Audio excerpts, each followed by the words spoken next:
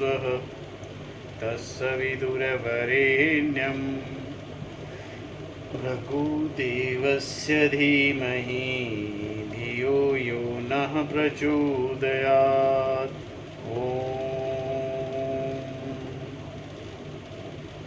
ॐ सहना भवतु सहनौ भुनक्तु सह वीर्यं करवावहै तेजस्विनावधीतमस्तु मा विद्विषावहै। ॐ शान्ति शान्ति शान्तिः। श्रुतिस्मृतिपुराणानाम् आलयं करुणालयं नमामि भगवत्पादशङ्करं लोकशङ्करं शङ्करं शङ्कराचार्यं केशवं बादरायणं सूत्रभाष्यकृतौ वन्दे भगवन्तौ पुनः पुनः। ॐ त्वमेव माता च पिता त्वमेव त्वमेव बन्धुश्च सखा त्वमेव विद्या द्रविणं त्वमेव सर्वं मम देव देव। ओम गुरुदेव भगवान शिव शंकर भोलेनाथ कैलाशपति महाराज की जय, भगवान व्यास जी महाराज की जय, शंकराचार्य भगवान की जय, स्वामी चिन्मयानंद भगवान की जय, स्वामी दयानंद भगवान की जय, स्वामी प्रबुदानंद भगवान की जय, स्वामी शुद्धानंद भगवान की जय, साध्वी आनंद ज्योति जी की जय, सभी गुरु देवताओं की जय, सभी गुरु देवताओं की जय। श्री कृष्ण गोविंद हरे मुरारी हे नाथ नारायण वासुदेवा। श्री कृष्ण गोविंद हरे मुरारी हे नाथ Narayan Vasudeva. Shrimad Bhagavad Gita chapter number 5, and we will see verse number 4 and 5 today. In yesterday we have seen verse number 3. Verse number 3, Bhagwan says, Gyeyah sa nitya sannyasi ज्ञेयः स नित्य सन्न्यासी यो न द्वेष्टि न काङ्क्षति निर्द्वन्द्वो हि महाबाहो सुखं बन्धात् प्रमुच्यते। Bhagavan says the person who neither hates nor longs from anything should be known as always renegade. Arjuna, the mighty armed, one who is free from the opposites likes and dislikes, is indeed effortlessly released from the bondage. The one who is free from all the likes, ragas and dveshas, is free, is effortlessly released from bondages. He doesn't have any bondage. Once ragas and dveshas are gone, no bondage remains.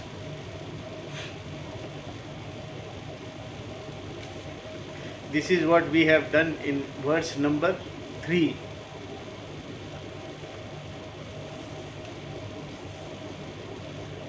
And he also explained that sannyasa will not work if it is an escape. If you want to take sannyasa as an escape from your duties, sannyasa won't work. Why? Because sannyasa is not mere giving up duties. It is understanding the duties. It is easy to give up the duties, especially all those cumbersome and difficult duties. But you have to understand the truth.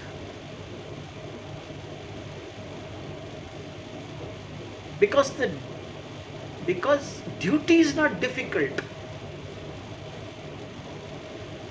The difficult is the result. You don't want to face the result. The ragas and dveshas about the result, which makes the karma difficult. Karma by itself is not difficult at all. If you leave behind the ragas and dveshas and do the karma as karma yoga, then no difficulty. There will be no difficulty in completing the duty. Therefore, sannyasa is not an escape from duties.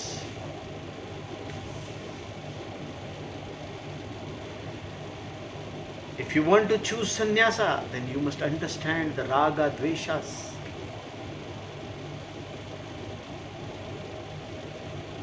You have to overcome the ragas and dveshas.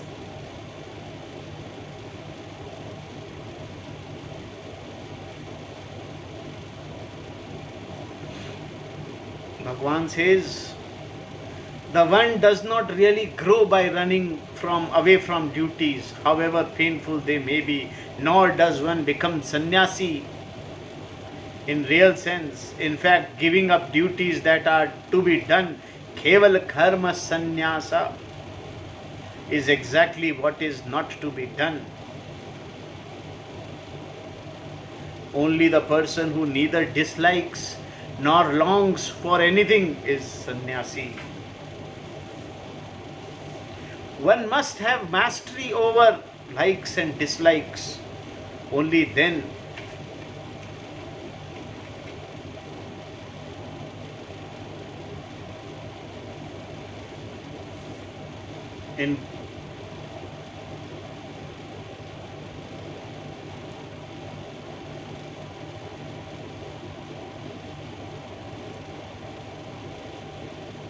further, Bhagavan says, moksha is the end of both karma yoga and sannyasa.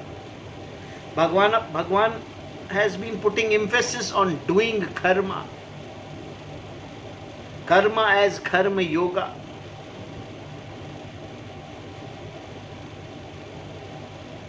And Bhagavan has explained that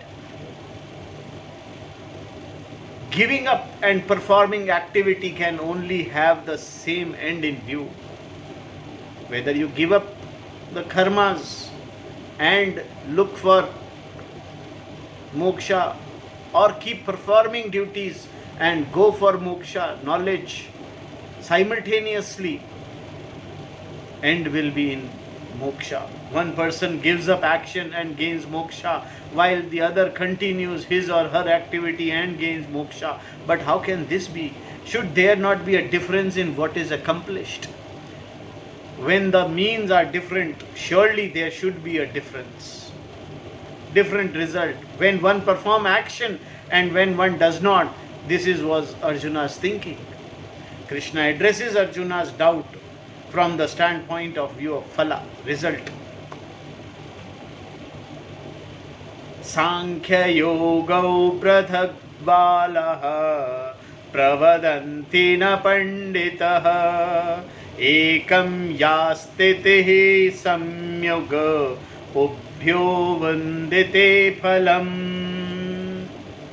Balaha, balaha, children, those who do not know Sankhya yoga, knowledge, and karma yoga, prathak, are different.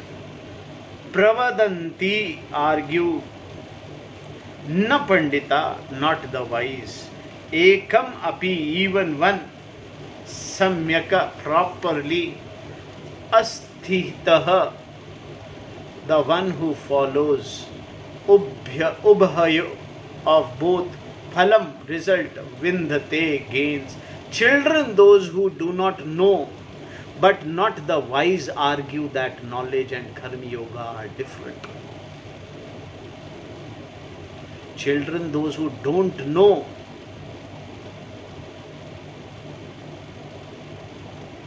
but not the wise, argue that knowledge and karma yoga are different. The person who follows even one of the two properly gains the result of both. By nature, of course, sannyasa and karma yoga are different, one implying the renunciation and the other the performance of activity. Here Krishna brings in the word Sankhya in the place of sannyasa. The reason for which we shall see later in the compound Sankhya Yoga. Yoga. Sankhya means knowledge and yoga means karma yoga. People argue that knowledge and yoga are different, meaning that they are not only different in nature but the results are also different. Who argues in this way, Krishna refers to such people as here as children. Balaha, meaning those who don't know. Such people have studied the Shastra and know what it says but don't know what it means. There are hundreds and thousands of sadhus and jnanis who understand, who knows what Shastra is saying, but they don't understand what Shastra means. What is the actual meaning? Like children, they repeat what they have heard without understanding. The child, having been told by his father that money is dangerous, keeps repeating the statement, money is dangerous, but he doesn't know why. He does not know what his father means that money, if not handled properly, is dangerous. Money is not dangerous otherwise, if not handled properly. Dhan is not dangerous. Otherwise it is said, dhan is dangerous, but dhan is not dangerous. But if you don't handle it properly, it is going to ruin your life. There is always some truth in such statement, but the child does not know the meaning of, even though he may constantly repeat his father's words. In the same manner, these people repeat the words of the Shastra without knowing what they mean. This is what has been happening. Hundreds and thousands of jnanis giving lectures and lectures and lectures, repeating what their gurus, intelligent, the gurus were very capable people. They are also jnanis, they know. But the error is still there in their mind also.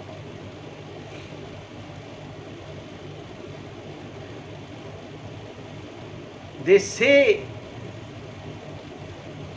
they say everything is mithya, but they are after the mithya.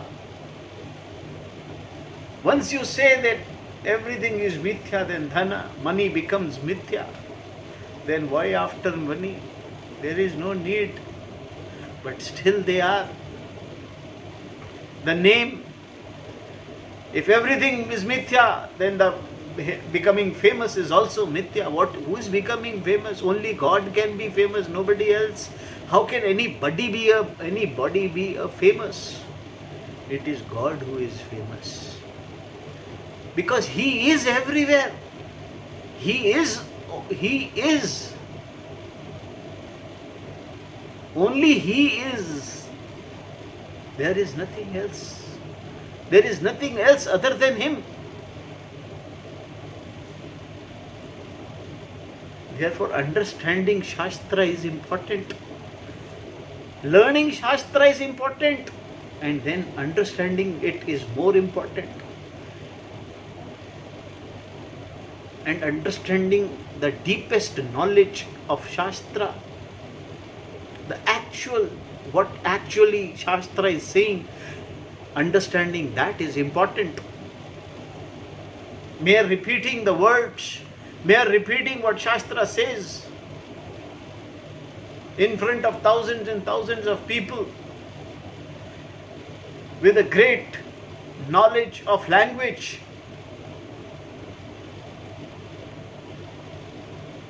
and great handling of grammar and vast vocabulary, you can impress people, but you will not understand Ishvara. Because Ishvara is not grammar. Ishvara is not vocabulary. Ishvara is not language. He is understood through these things. Ishvara is not a Visheshan. He is not an adjective. Ishvara is the truth. Ishvara is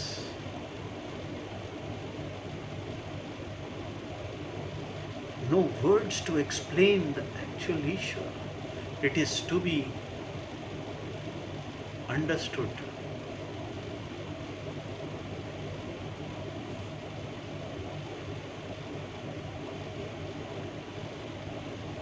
Therefore, mere repeating of Shastra is not enough to understand the meaning. Knowing what they mean is important. Sannyasa means renunciation of action, is not the means to moksha, nor is karma yoga. Jnana alone, very important. Leaving actions and doing karma actions, karma yoga actions as karma yoga is not means for moksha. Whether you do karma, whether you do it karma yoga, whether you are a sannyasi, don't do anything, don't do any karma, you won't reach moksha. Moksha is an error of truth which has to be understood. Jnana alone is the means. Knowledge alone is the means. Bhagavan says only knowledge is the means for moksha. Only by knowledge is moksha gained. There is no other way, because bondage from which moksha is sought is ignorance. Ignorance about the truth.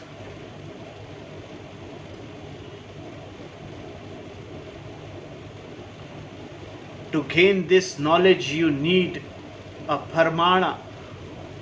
You need proof, verification, a means of knowledge. You need a means of knowledge. Therefore, whatever you follow, knowledge is common. Separate paths are mentioned anywhere in the Shastra. Separate paths are not mentioned in Shastra. There are no separate paths mentioned anywhere in the Shastra.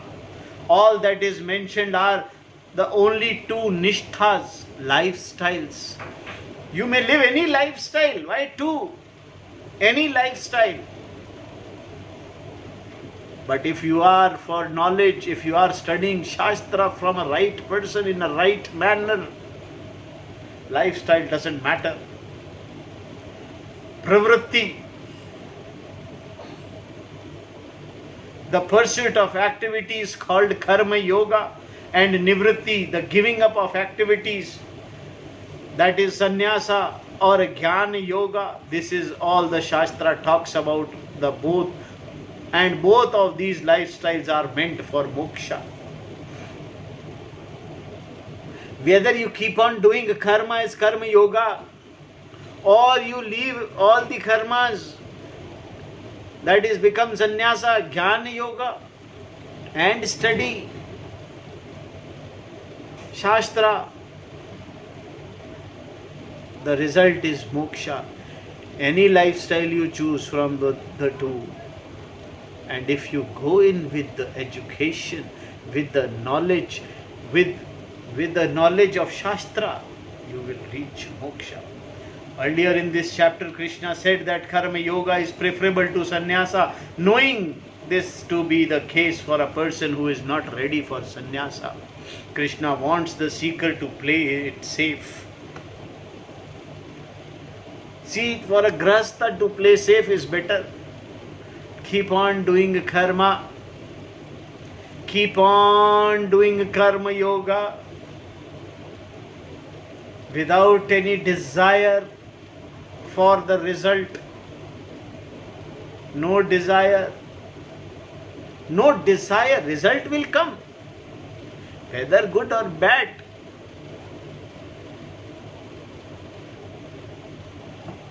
But it is not going to affect the reality, affect me, the reality. Krishna says, whether you follow sannyasa or karma yoga, the result is the same, provided, of course, you follow it properly. The two lifestyles do not yield a different result. The result is only one and same, moksha. By following the life of karma yoga, which means performance of duties and pursuit of knowledge, you first gain antakaran shuddhi and then knowledge. And by following life of sannyasa, which is pursuit of knowledge, you gain the same end. In other words, what can be gained by sannyasa can also be gained by living a life of karma yogi. However, sannyasa deprives you the field necessary for polishing yourself, whereas karma yoga provides you the factors which are by rubbing up against enable you to become polished in process. It is only in karma yoga the mind is polished. Otherwise, in sannyasa there is a chance. There is a chance of getting distracted any moment. In karma yoga, no chance, sir. Anything once understood is understood forever. This is what Bhagavan has said. This is the difference between the two, and which is why Krishna says that karma yoga is preferable to simply giving up the duties. Why does Krishna use word Sankhya instead of sannyasa in this verse? At the beginning of the chapter, Arjuna asked Krishna to tell him which would give him moksha, sannyasa or karma yoga. Krishna has responded in the second verse by saying that sannyasa and karma yoga both results in moksha. He followed this up in third verse by pointing out that person to be known as sannyasi has one who have no hatred and longing for anything. But here in the fourth verse, Krishna Bhagavan replaces the word sannyasa with sankhya. It means for Krishna, sankhya and sannyasa are one and the same. Sankhya means that which is very well unfolded by Vedanta. In other words, it is Brahma Jnana, the knowledge of identity between Brahman and Atma. The Shastra unfolds this knowledge. Therefore, Sankhya means Brahma Jnana, which is also the meaning of the word sannyasa in the primary case sense.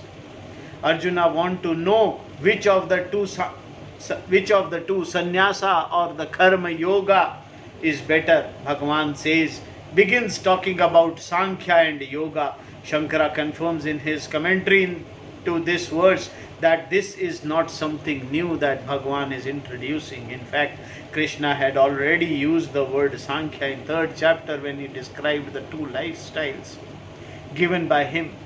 One of which was that pursuit of knowledge or sannyasi. In the present verse, he uses the word again, the context having been made very clear in the previous two verses by use of the word sannyasa. So Sankhya here means the same as sannyasa. It also fits into the meter of this particular verse easier than sannyasa because it was one syllable less. By using the word Sankhya instead of sannyasa, Bhagavan is quietly telling Arjuna that sannyasa is the pursuit of knowledge and that it is common to karma yoga and sannyasa. Both of them produce the same result, moksha. All one has to do is follow one of them properly. Proper following is important.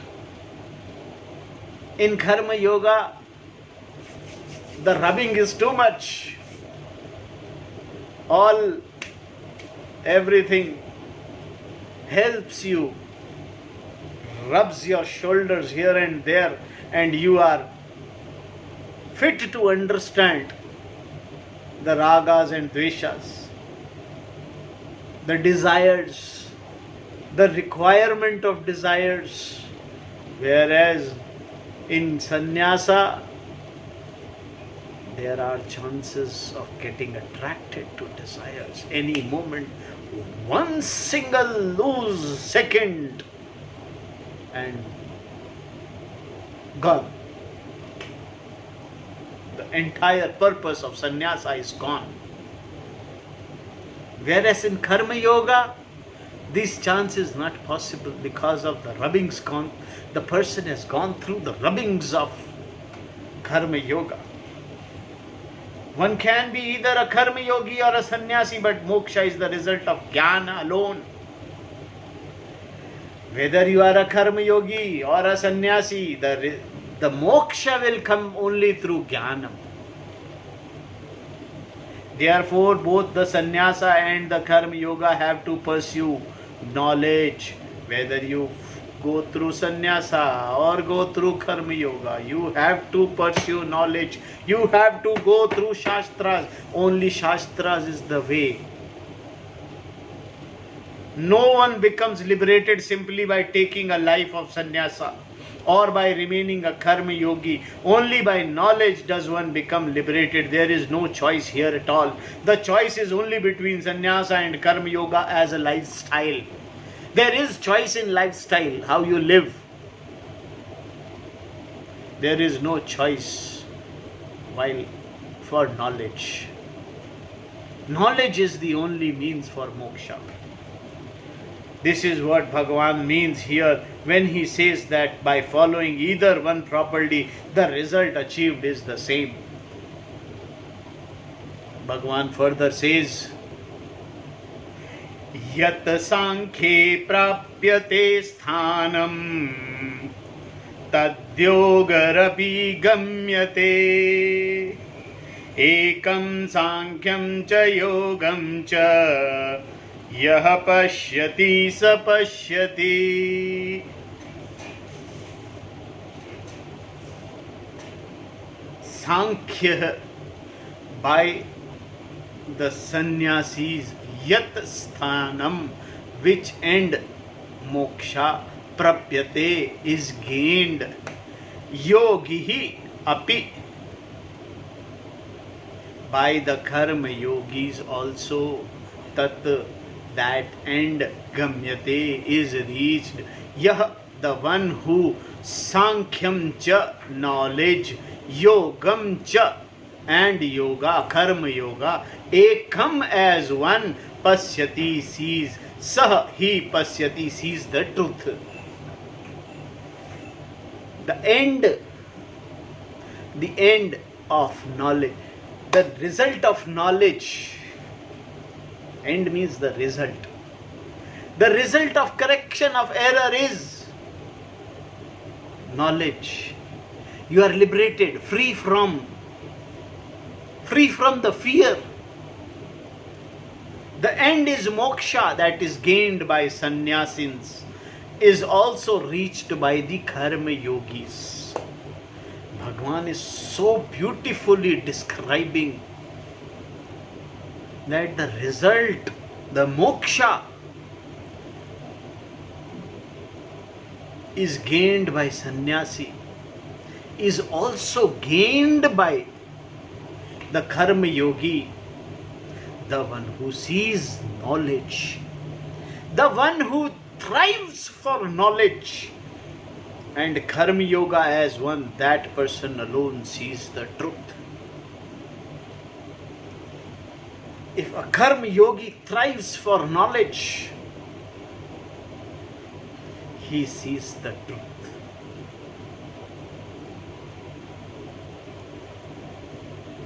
That is why many कहानीज we read, भगवान का दर्शन हो जाते हैं. Only knowledge that भगवान का दर्शन हो जाते हैं means liberation. You understand God, Ishvara. The error about self is corrected by the knowledge, and Ishvara is recognized in the self.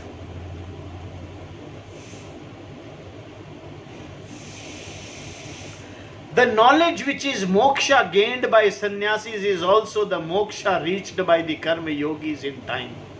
First they gain antakaran shuddhi, a pure mind, and then they gain knowledge. Sthana means place or the end. Here the end is the knowledge, that is moksha. For both the sannyasis and the karma yogis. The end is same for sannyasi and karma yogis. The end is moksha. There is no difference. Sannyasis won't reach somewhere else and karma yogis reaching somewhere else. No. Both will be liberated by the knowledge. The correction in the ignorance, the knowledge will correct their ignorance about the self. The use of the word gained prapyate and reached gamyate denotes a small difference between the difference in the degree of preparedness of the sannyasi and the karma yogi. What is prapyate, accomplished by sannyasi, is gamyate, reached by the karma yogi in time. Meaning when his or her mind has been properly prepared by living a life of karma yoga, this is the only difference.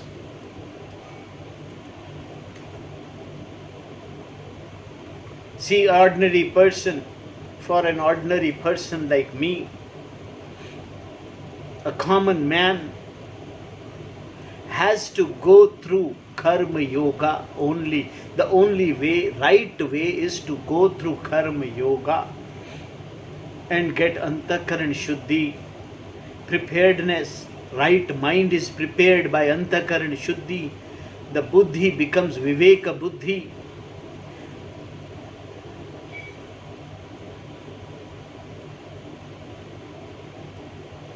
And the mind is prepared for the knowledge. That preparedness helps in gaining the knowledge. Whereas in sannyasa, you renounce all activities the time you were prepared for jnana, for knowledge. A common man is not prepared for knowledge. To prepare him for knowledge, he should go through karma yoga. This is what Bhagavan is trying to say. One should go through karma yoga, antakaran shuddhi, and viveka buddhi will get you the right knowledge, help you in gaining the knowledge. And the result is same. The karma yogi lives a life of karma yoga and gains the knowledge either by becoming a sannyasi or while still remaining a karma yogi. Either way, the person can gain knowledge. Even when knowledge takes place, one can become a sannyasi or continue to remain karma yogi like King Janaka. This is what King Janaka did. He was a king and a karma yogi. And he was thriving for knowledge. He was a knowledgeable karma yogi. The one who understands this clearly is a pandita. The one who understands this is a jnani, wise person. Whereas the others are balas, children. This is what Bhagavan is saying. Who don't see clearly even though they have studied the Shastra. One person may renounce activities looking upon renunciation as more desirable than karma yoga, while the other may keep on performing action and look upon it as more desirable than sannyasa. Thus we have these two group of people, one group insisting that you must renounce and the other group advocating that you must do karma. In fact, neither group knows the truth. These are all Groups, don't fall into the groups. The motive is, if the motive is moksha, then these two things doesn't matter. If the motive is not moksha, then you are fallen apart. There are those who analyzing the Gita in their own way have tried to prove that Gita advocates karma only. That is, the performance of karma alone produces moksha, and that it does not talk about sannyasa at all. That this is an error and it creates problem for the others as well. Bhagavan is nowhere saying that either of the one is important, only karma is important or only sannyasa is important. Both are lifestyle, whatever lifestyle you choose. It is according to your buddhi, your preparedness for knowledge. If you are thoroughly prepared and don't want, there is no requirement of actions to be performed, you can take sannyasa. If there are actions to be performed, go through karma yoga and keep on doing your activities. And go for knowledge, go for Shastra.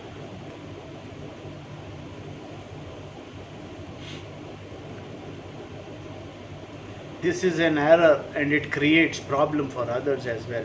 Krishna has said very clearly that there are two lifestyles in this world.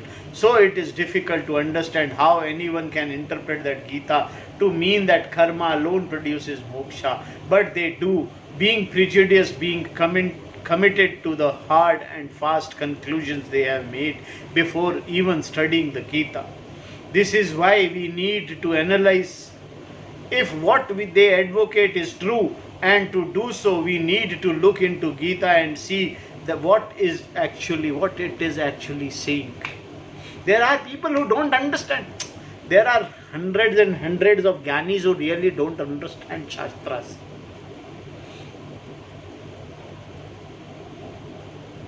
Which we have discussed. They are jnanis because they have gone through Shastras without understanding the right meaning of Shastras. Because they don't understand the deeper meaning of Shastras. What actually the Gita or any Shastra is saying, not understood clearly, and making conclusions. These kind of jnanis should be avoided.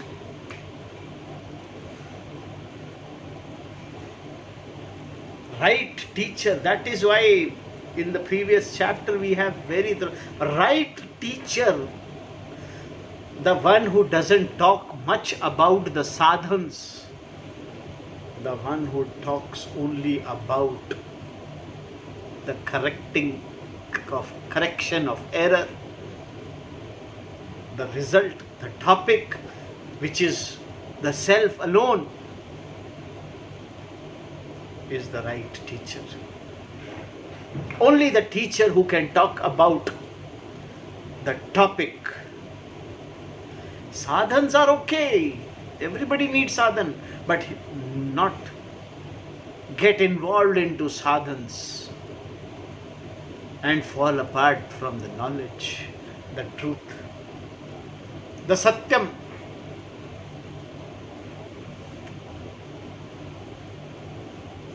To first make a conclusion and then look into Gita to support your conclusion is not pramana vichara. Don't make any conclusion before studying. First study. It is merely your own interpretation. Pramana vichara is to see what the Gita really says, or this you need to be highly objective when you think, because I have Shraddha in the Gita, I want to know what it says. It is called pramana vichara.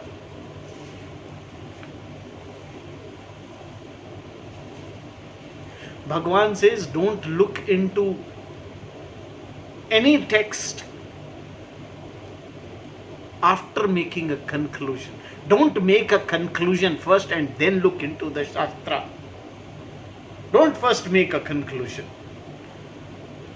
हमारा तो ये विचार है, चलो शास्त्र देखते हैं. नहीं, पहले शास्त्र देखेंगे फिर कंक्लूजन पर आएंगे. शास्त्र का डीप मीनिंग, एक करेक्ट टीचर का होना बहुत जरूरी है. आज कृष्ण जन्माष्टमी के दिन हम सबसे बड़े teacher, the teacher of all, the teacher of teachers, भगवान Shri Krishna.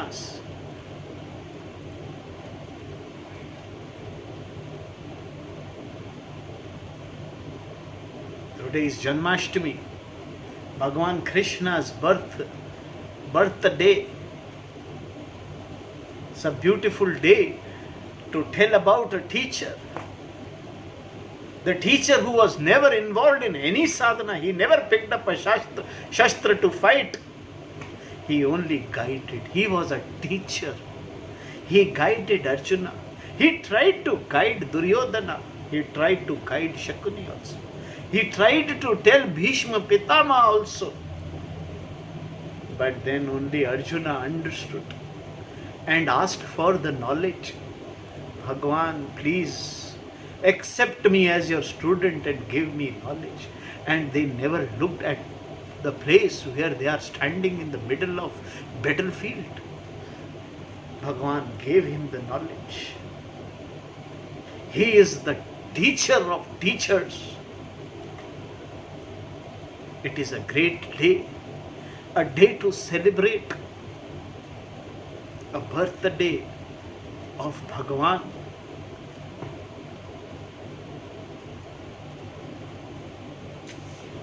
And a great teaching, a great Shastra. He is the person. As a person, he is Bhagavan. But as a person, he gave us this great scripture called Gita. It has to be respected.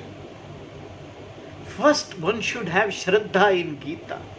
Then one should study Gita and then reach the conclusion. Before studying, nobody should reach. Nobody should make any conclusion. This is insult to the teaching.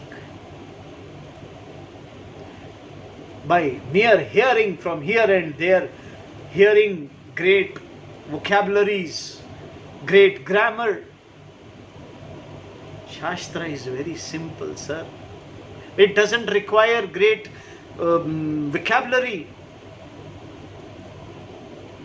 It just requires a simple mind, a purified mind, a beautiful purified mind.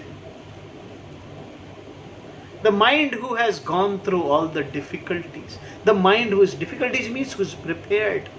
The mind who is prepared for knowledge. Arjuna's mind was prepared for knowledge and Bhagavan gave him the knowledge. And it is always Bhagavan who gives the knowledge. Not any person. You may see a person, but it is Bhagavan who is giving the knowledge. No person can give, because there is no person. If the person, the one who is speaking has knowledge, has gone through Shastras, he is Bhagavan only. Because there is no one else. There is no other than God. There is nothing other than Ishvara. Therefore it is said, a right teacher is Ishvara himself who comes, who takes the form. In the case of Arjuna, it was Krishna's form, the most lovable form in which he taught karma and sannyasa. Both. He never taught only one thing. He never talk about one thing. This is what Swamiji is trying to make it clear. It is not only sannyasa or only karma yoga. karma Bhagavan is talking about. He is talking about both, and both are lifestyles. And he is actually talking about the truth, the Vishaya, the topic. Sannyasa only looks easier. Bhagavan says that a person who sees sannyasa and karma yoga are one is the one who really sees. It means that both are equal. If both are equal, I will take sannyasa because it is easier than karma. Karma yoga means I have so many duties to perform, whereas sannyasa seems to be free from problem. In karma yoga, I have to get up early in the morning, take bath and do so the required rituals and prayers and duties involved in a life of karma yoga are endless. And in Arjuna's case, it can even amount to killing people. And in sannyasa definitely seems easier. I have no duties and therefore no problem. This may have been Arjuna's thinking, and therefore Krishna, Bhagavan goes on to tell him that knowledge is difficult to gain without the proper preparation, which a life of karma yoga provides. This is what we see in the next verses. We will try and understand why Bhagavan was pursuing for karma yoga.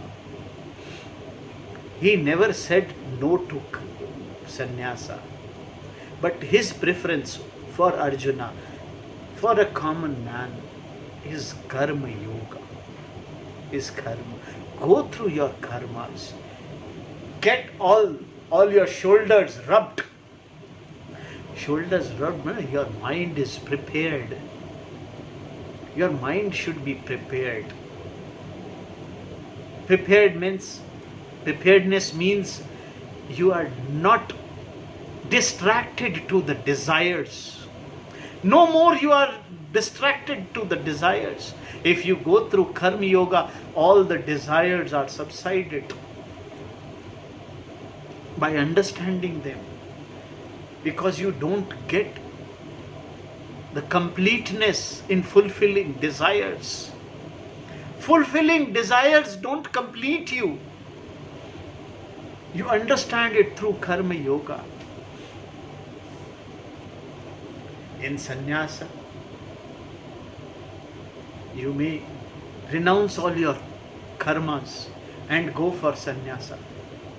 But there also you have to go for knowledge. You have to go through shastras. But while going through shastra, even a single desire, a very minute desire might spoil your whole sannyasa. We have read this in many kahanis. One small desire can spoil the whole purpose of sannyasa. Whereas through karma yoga, in the coming verses, Bhagavan will explain. That is better if he explains. He is a better. Swamiji's explanation is the best. And there is a commentary of Bhagavan Shankaracharya. So today, being Janmashtami, God's birthday, Ishvara's birthday, means the birthday of all the teachers. I take every day as Teacher's Day. If Bhagavan is born, means teacher is born. So is my teacher, my Guru, my teacher, Swami Prabodhananda. Pay respect to our current teacher, and teacher's teacher, and teacher's teacher. And so we pray the whole parampara of teachers. And in that we pray, we offer our prayers to Bhagavan, to Lord Krishna himself. And rest of the words we will see tomorrow. Om Purnamadaha Purnamidam Purnad Purnamudashyate Purnasya Purnamadaya Purnameva Vasishyate. Om Shanti Shanti Shanti. Harihi Om Tat Sat. Om Gurubhyo Namaha. Om